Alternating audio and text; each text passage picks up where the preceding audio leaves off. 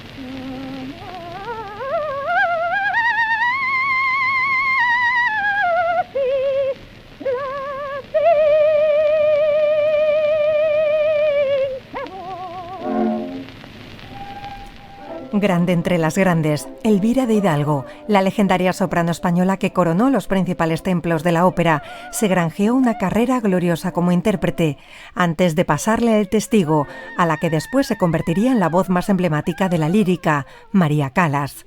Una documentada biografía, resultado de un largo y profundo estudio de investigación a cargo de Juan Villalba, quien ha coordinado también a un grupo de colaboradores diseminados por distintos países, por fin sale a la luz para reivindicar la figura de Elvira de Hidalgo como lo que realmente fue, una de las más grandes voces de la historia de la lírica.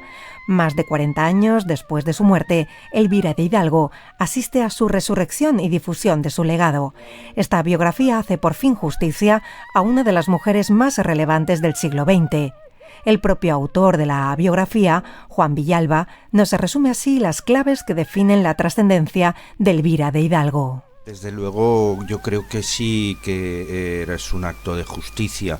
No sé si Elvira de Hidalgo es una de las mujeres más valiosas del siglo XX, pero desde luego su biografía sí resulta tremendamente fascinante. Primero porque triunfó como profesional del canto. Fue una soprano, una prima donna reconocida en todos los grandes teatros de la ópera del mundo, y después, claro está, como maestra de canto de una de las figuras míticas del siglo XX como fue María Callas. Es decir, que fue una prima donna que cantó con las voces más importantes de la época dorada de la ópera, como Caruso, Rufo, Saliapin, Schipa, Lauri Volpi, Gigli, por citar españoles, Fleta, Hipólito Lázaro, y en los grandes teatros del mundo, el Metropolitan, el Covent Garden, la Scala, el Colón de Buenos Aires. En definitiva, que como profesional del canto fue una prima donna muy querida y aplaudida, y como maestra de canto tengo que destacar que no solo fue la maestra de María Callas, sino que, por citar españolas que también estuvieron bajo su magisterio, pues voces tan importantes y reconocidas como las de Ana María Iriarte, María Dolores Ripollés, Luis Andreu o María Uriz. En definitiva, muchas voces de primerísimo nivel. Pero a mí, sobre todo, me parece que su biografía es fascinante, porque en una época extremadamente machista y difícil para que las mujeres pudieran desarrollarse profesionalmente, Elvira de Hidalgo, más allá de la calidad de su voz, de su técnica vocal, de su magisterio en el canto, supo mantener siempre, de alguna manera, pues su estilo de vida independiente, viajero, libre, en definitiva, porque aunque se casó 2 veces, al final ella antepuso su trayectoria y su profesión a vivir dependiendo de un hombre, porque fueron matrimonios con personas de gran capacidad económica. En definitiva, yo creo que Elvira de Hidalgo a mí particularmente me resulta tremendamente fascinante por lo que tiene de un feminismo, aunque ella no hiciera gala del mismo. Sirvió como modelo de estilo de vida de una mujer moderna.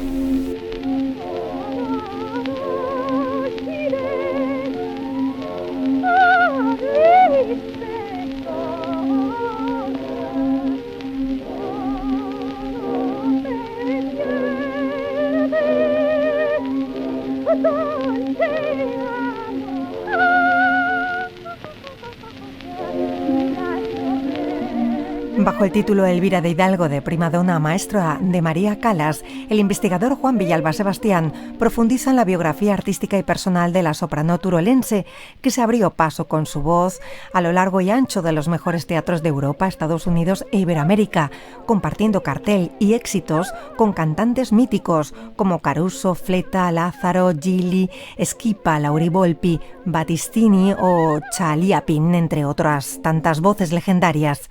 Esta publicación, avalada por Juan Villalba, viene a reivindicar la inconmensurable figura de Elvira de Hidalgo como primera figura de la lírica, documentando su intensa y gloriosa trayectoria artística como intérprete, un legado que quizá haya quedado silenciado por una de las facetas más llamativas de su trayectoria, el increíble magisterio que ejerció a través de su alumna más célebre, María Calas.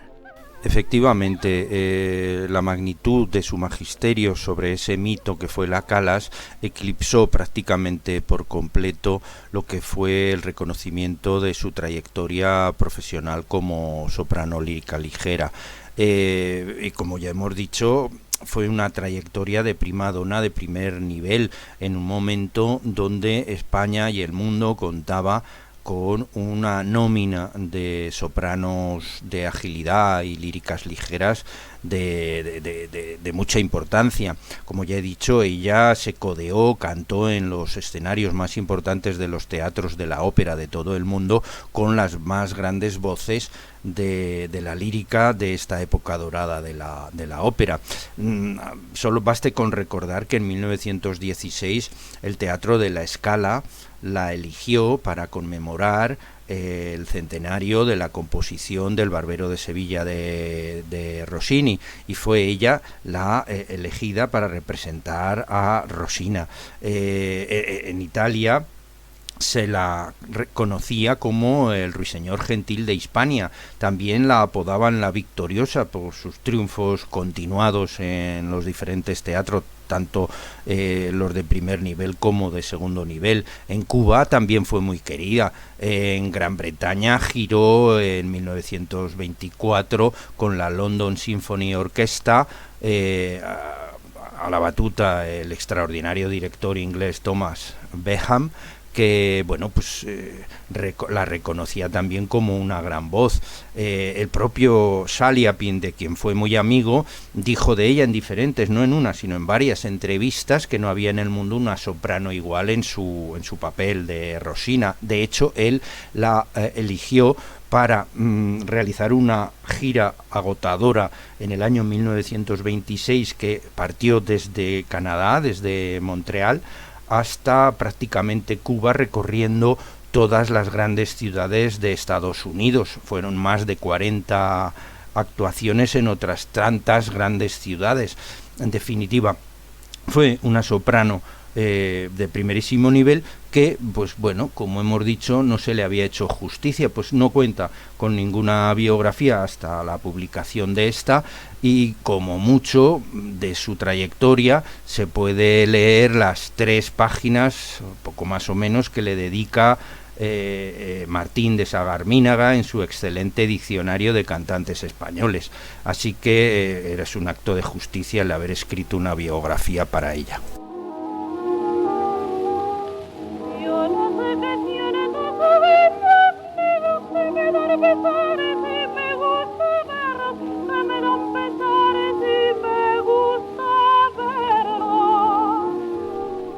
Nacida en Valderrobres, en Teruel, el 28 de diciembre de 1891, con el nombre de pila de Elvira Juana Rodríguez Roglán, la joven se hizo conocida artísticamente como Elvira de Hidalgo.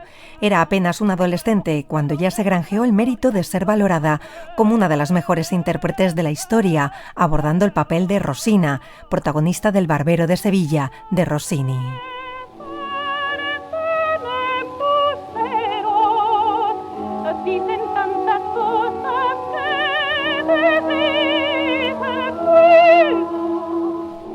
La documentación y la cronología que ofrece la publicación, liderada por Juan Villalba, nos deja boquiabiertos por la cantidad y calidad de los compromisos artísticos que asumió Elvira desde muy joven y sin descanso, concentrando innumerables éxitos, giras y aplausos en apenas unas pocas décadas de intensa carrera como intérprete. Elvira de Hidalgo se retira como cantante antes incluso de cumplir los 50 años de edad, pero es que ya llevaba casi 35 años de carrera profesional a sus espaldas en la primera fila internacional.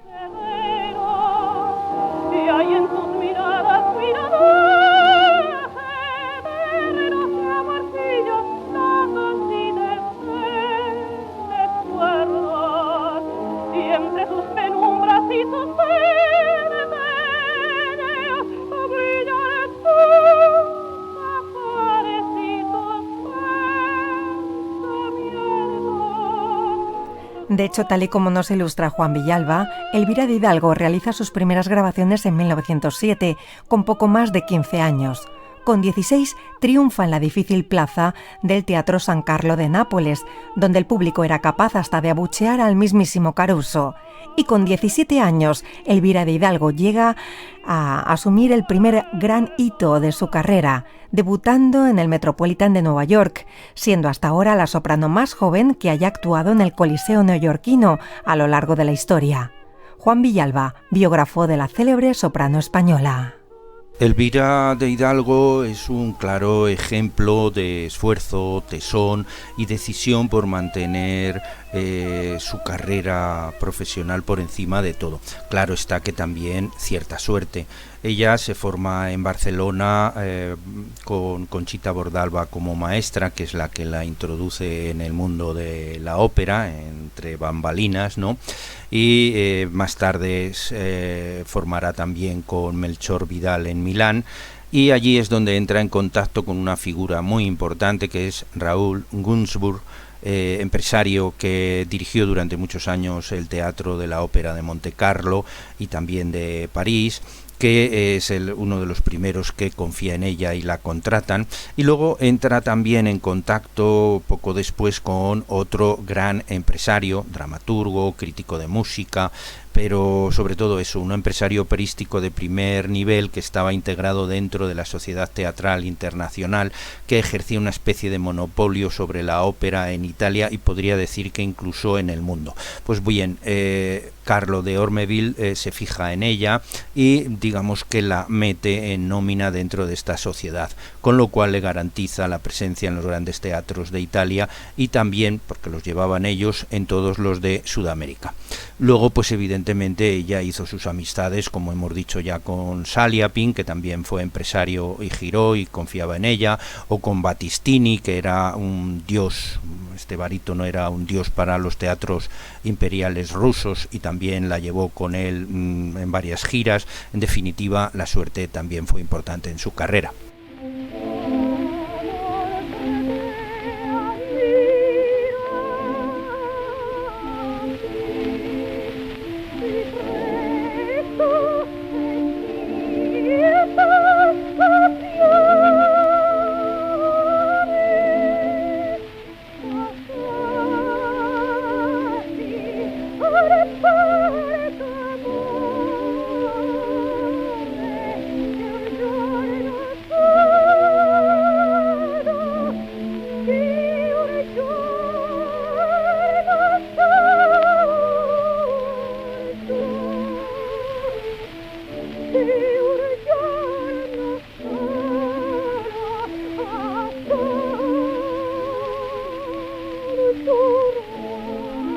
El valioso trabajo de Juan Villalba se complementa también con una serie de anexos a cargo de Juan Datsnopoulos Elgueta, donde se encuentra la reseña discográfica de Elvira de Hidalgo, lo cual nos da cuenta del enorme esfuerzo de la soprano por dejar registro fonográfico de su legado, teniendo en cuenta las limitaciones técnicas de esas primeras décadas del siglo XX. Juan Villalba nos resume así las características que definen el instrumento de Elvira de Hidalgo, poseedora de una voz prodigiosa que desarrolló una asombrosa técnica y una sobrecogedora capacidad dramática como actriz. Según los expertos, la voz de Elvira tenía un timbre cálido y argentino, de una suavidad y dulzura fuera de lo común, pero al mismo tiempo también intenso y vibrante, especialmente en el registro sobreagudo, que era de una gran extensión, según Sagarminaga, hasta el mi en su mejor época. Incluso este especialista compara sus sobreagudos con los de la excepcional Galvani, aunque matiza incluso a favor de la aragonesa, que si los de Galvani eran cortantes como el cristal, los de Elvira lo eran como la arista de un diamante. Precisa incluso que en su caso la intensidad del timbre era de tal magnitud que no hacía pensar en esa fragilidad con la que normalmente se asocia a las sopranos ligeras, y daba la impresión de un volumen y una potencia extraña en las coloraturas. De hecho, Elvira era una lírica ligera, más bien lírica. Pero por encima incluso de su voz, yo creo que en todas las críticas que he leído sobre sus actuaciones se destaca por encima su capacidad como actriz. Sus actuaciones siempre se consideran frescas, naturales, realizadas con gran desparpajo escénico, con una gran penetración psicológica de los personajes. Por ejemplo, su Rosina era siempre, vivaz, pícara, manejaba el chichisbeo, ese movimiento del abanico con gran habilidad y conocimiento de ese idioma secreto de las mujeres de aquella época. Era una mujer, una adolescente caprichosa, con un punto de picante erotismo y al mismo tiempo, ese candor y melancolía de esa joven, ¿no?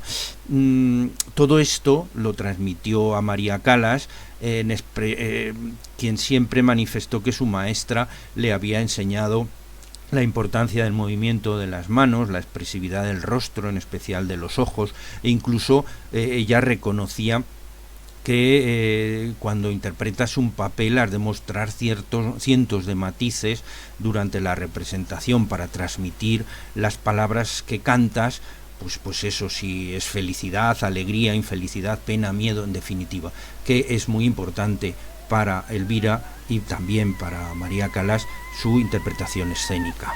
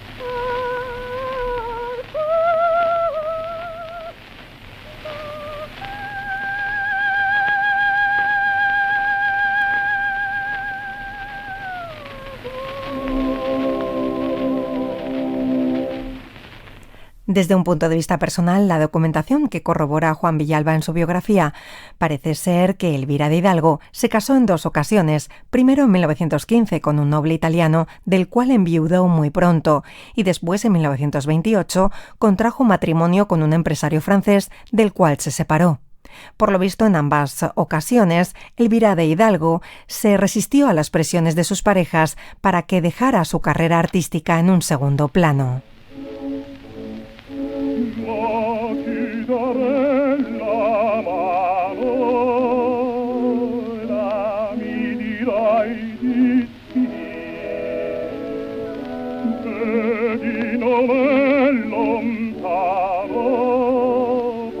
partiam mio da qui.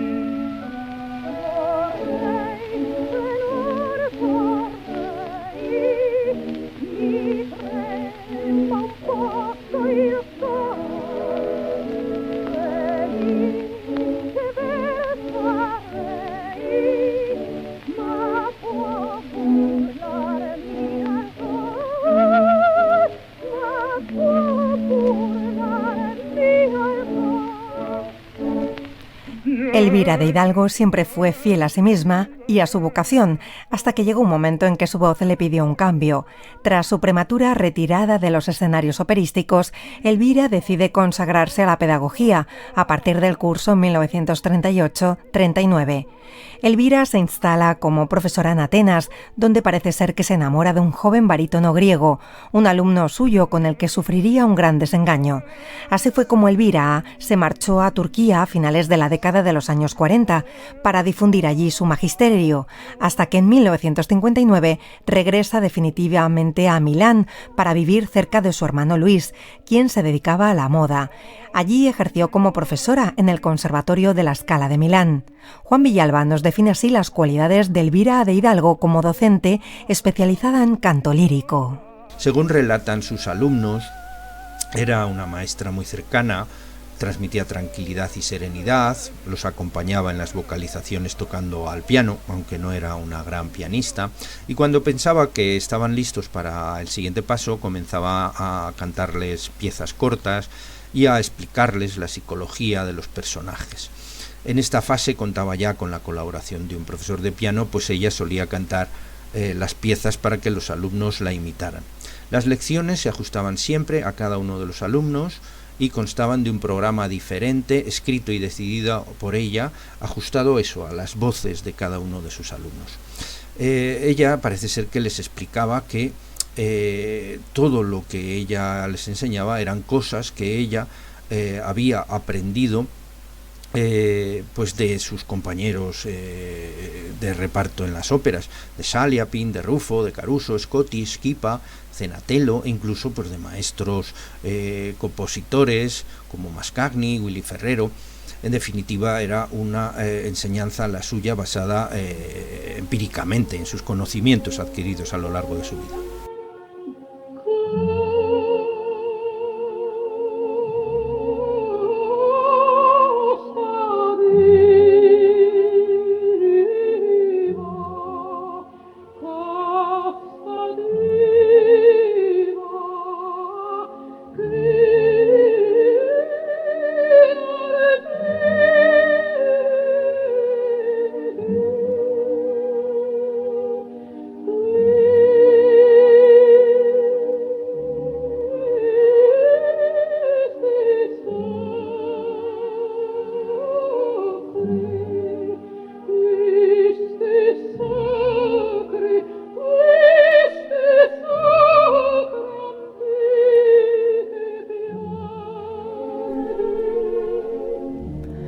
Durante la etapa de Elvira de Hidalgo como profesora en Atenas, llegó a sus clases una joven tímida, poseedora de unos grandes ojos que hablaban incluso antes de abrir la boca.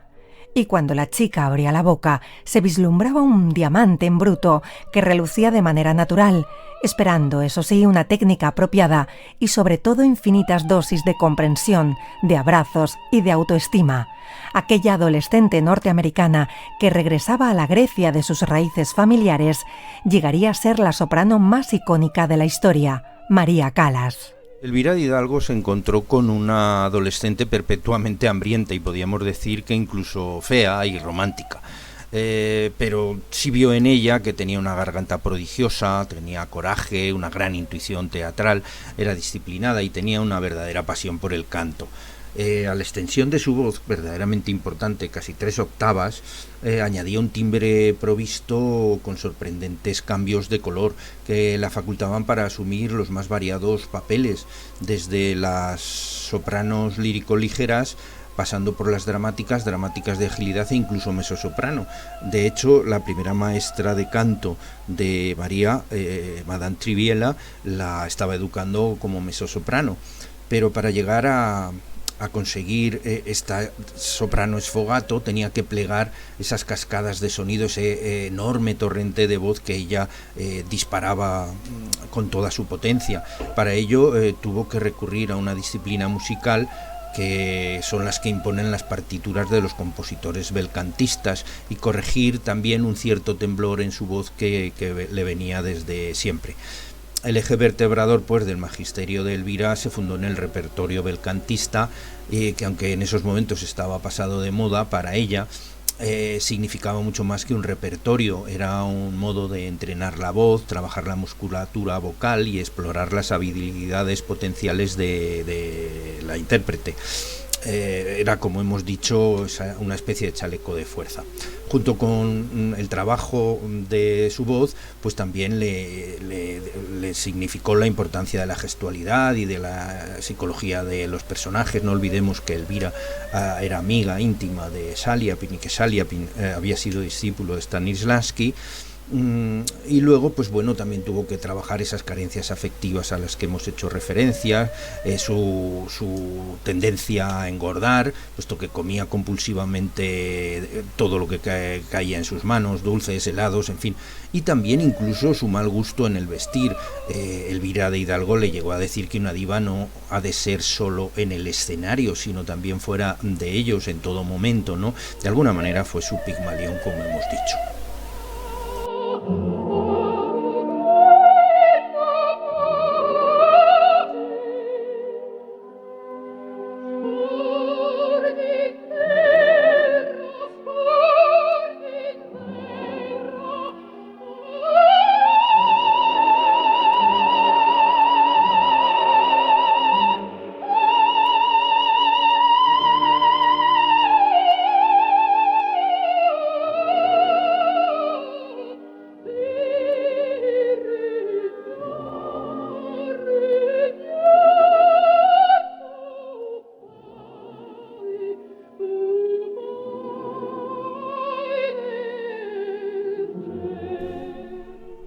Paradigmática la versión de María Callas de ese Casta Diva de Norma de Bellini que escuchamos de fondo en este reportaje donde exploramos la influencia de Elvira de Hidalgo en la historia de la ópera, así como en la formación, influencia y consolidación de ese mito que fue María Callas.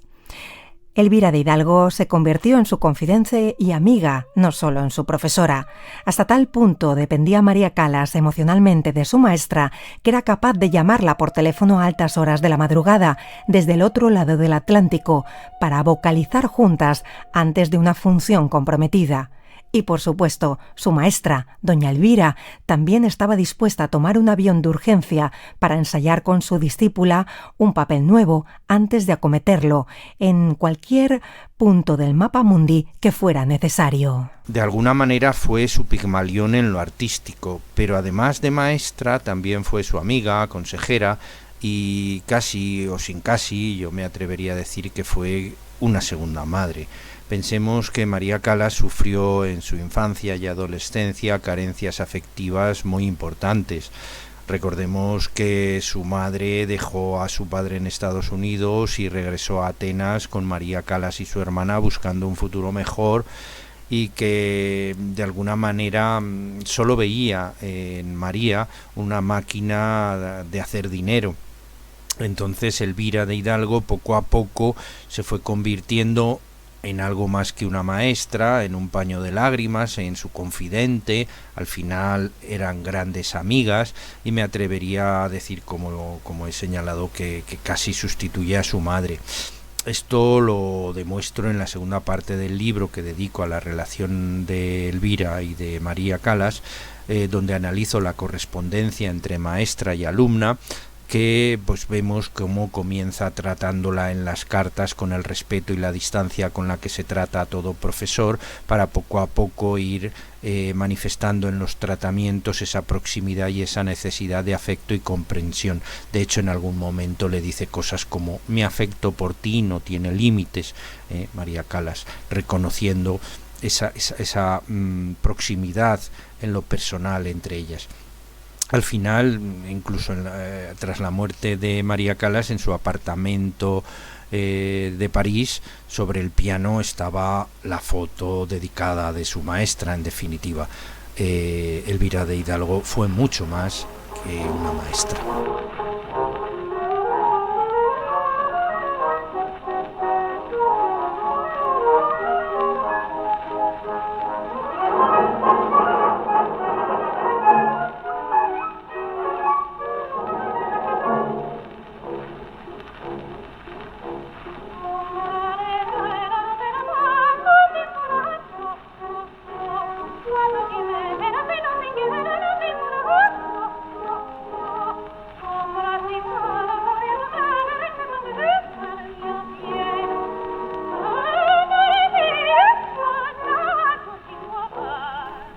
Carismática, apasionada, comprometida, cariñosa y disfrutona, Elvira de Hidalgo fue muy querida por sus compañeros y amigos, siempre rodeada de personalidades brillantes. Entre sus amigas se hallaban mitos como Coco Chanel, Pavlova, Josephine Baker, Raquel Meyer y Sarah Bernhardt. Su biógrafo, Juan Villalba, nos ofrece algunos apuntes sobre la personalidad de la soprano, según las personas que la conocieron en su círculo más íntimo. Bueno, junto con esa defensa a ultranza de su carrera artística y de su independencia, quienes la conocieron, caso por ejemplo de su secretario y asistente personal al que entrevisté en varias ocasiones, Bruno Antonioni, la definen como una mujer educada, servicial, tranquila, aficionada a la moda. Una de sus pasiones, junto con el canto, que compartía con su hermano Luis de Hidalgo, y que, bueno, pues tanto contribuyó a hacer de María Callas esa mujer que fue considerada en el año 1957 como la más elegante del mundo. No le gustaba hablar de política, si bien tenía un juicio claro e inteligente para todo, respetaba las opiniones de los demás, aunque podía tener críticas severas si la ocasión lo requería, es decir, que tenía un carácter en cierto modo dominante. Y bueno, también me destacaba que era una mujer que le gustaba la buena vida, una bon vivant, porque en Milán fueron famosas en los últimos años de su vida las famosas comidas de los martes en casa de la Hidalgo, donde se reunía el mundo cultural más importante de la ciudad, pues en torno a la mesa donde pues degustaban exquisitos platos y buenos vinos.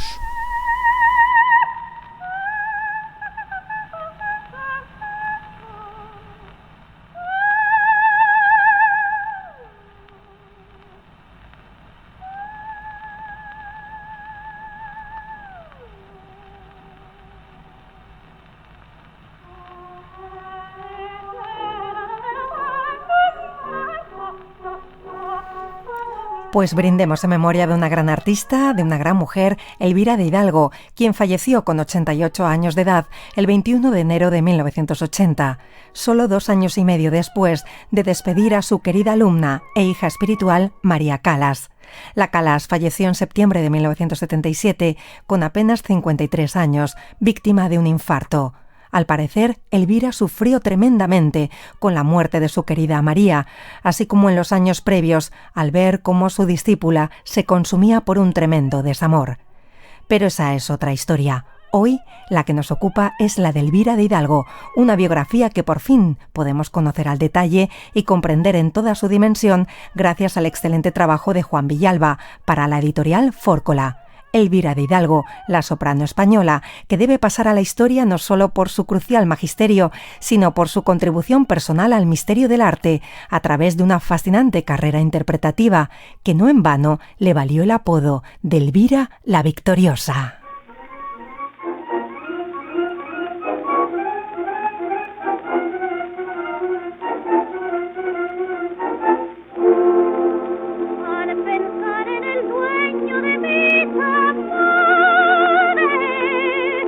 Che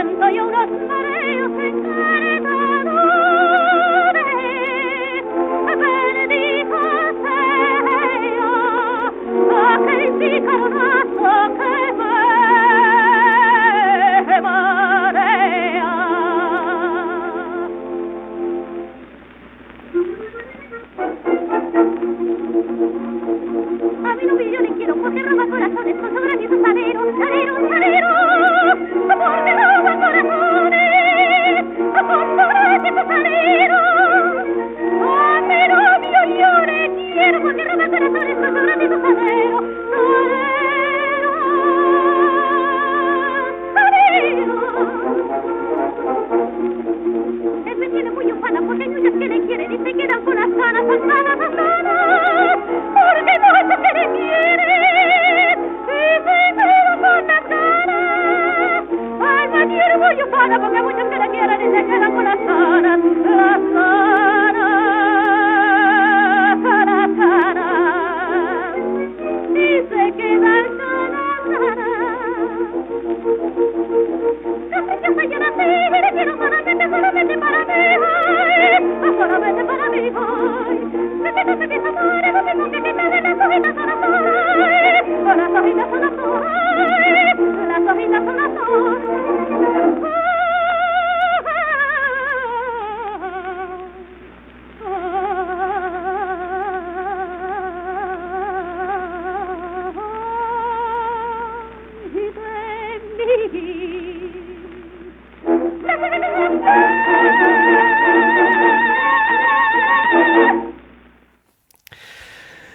Pues este ha sido el reportaje que nuestra querida Micaela Vergara ha consagrado a la figura de la legendaria soprano española Elvira de Hidalgo, gracias a la publicación de Elvira de Hidalgo, de primadonna maestra de María Calas, libro del escritor e investigador Juan Villalba, cuyas declaraciones hemos podido también disfrutar en esta pieza de Micaela. Bueno, pues llegamos ya a la última entrevista seleccionada para estos especiales navideños de la Dársena, ya que el programa siguiente, el programa del próximo martes, estará consagrado a los mejores discos internacionales publicados a lo largo de 2021, con motivo también, obviamente, de la festividad de Reyes, por si ayudamos a nuestros oyentes a seleccionar alguno de esos discos para regalarlo, que sería una cosa fantástica por otra parte. Bueno, y vamos a remitirnos ya a esa última entrevista, que será la que hicimos a nuestro querido y admirado Juanjo Mena con motivo de la publicación de su segundo disco Rodrigo con la Orquesta Nacional de España. Juanjo pasó por la Dársena el 30 de noviembre.